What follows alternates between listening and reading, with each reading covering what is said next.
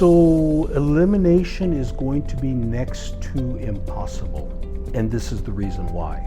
Until we adopt a mentality of understanding and dealing with the threat actors, they will always have the upper hand, right? Because right now they have the upper hand. We're constantly getting breached. If we want to at least minimize, let's use the term minimize, the effect of these breaches, we have to understand what is the actor threats, tactics, and procedures. You have to understand that. And then you can provide a counter-offensive mechanism against them. But until we do that, that mindset of being offensive, engaging with the threat actors and doing that. Now, not everyone can do that. But cybersecurity vendors need to do that to provide that type of intelligence.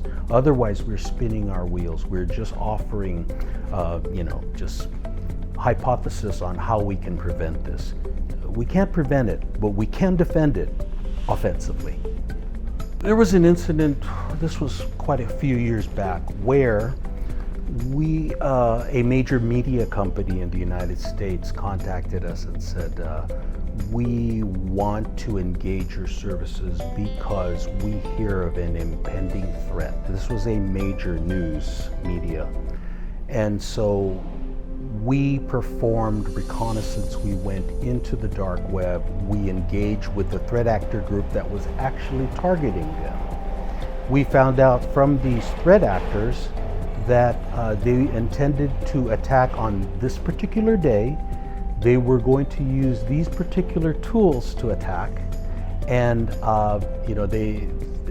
they wanted to know if we would like to participate. Because of our operatives, we have to maintain a balance of who we are and not telling them who we are, but acting in the interest of our customer.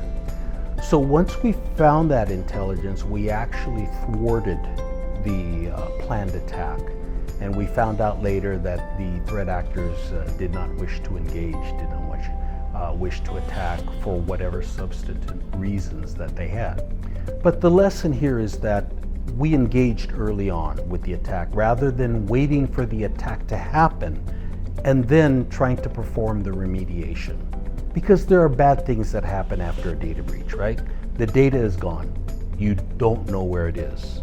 Suddenly you have loss of customer confidence, right? Because the customer doesn't trust you with their data.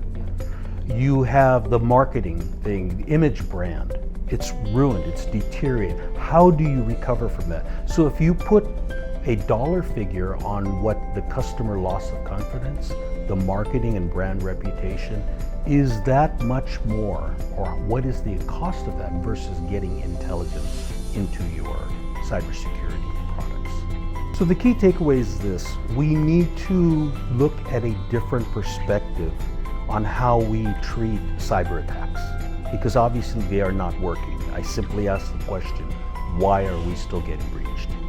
Okay, and some people can answer it, some people offer explanations, and most of them are because my equipment didn't detect it. So what that tells me is that we need to pivot. We need to look at a new angle in 2025, and we need to understand what the threat actors are trying to do. Remember, this is a human problem, cybersecurity. These threats came from human beings who created this malware. All right, so you have to understand the human being. They're bad human beings, but you have to understand the mindset. And once you determine the mindset, you can better adjust your defenses as well as adjust your offense in how to deal with it.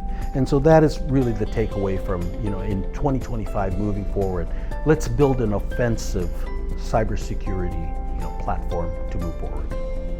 The group of people that speak at the Cyber Resilience Summit come from all business verticals. There is not a business vertical that doesn't need cybersecurity.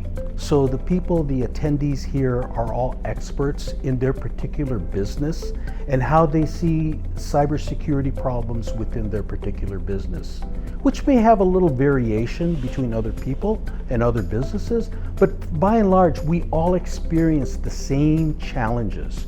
How do we defend? how do we defend, and what do we need to do moving forward. So, coming together here at the Cyber Resilience Summit really gives us an opportunity face to face to see what are the problems, to really have some honest dialogue. Come to grips with the situation, to draw a line in the sand saying, this is what has happened, this is what we need to do. So I think there's tremendous value in having people here at the summit.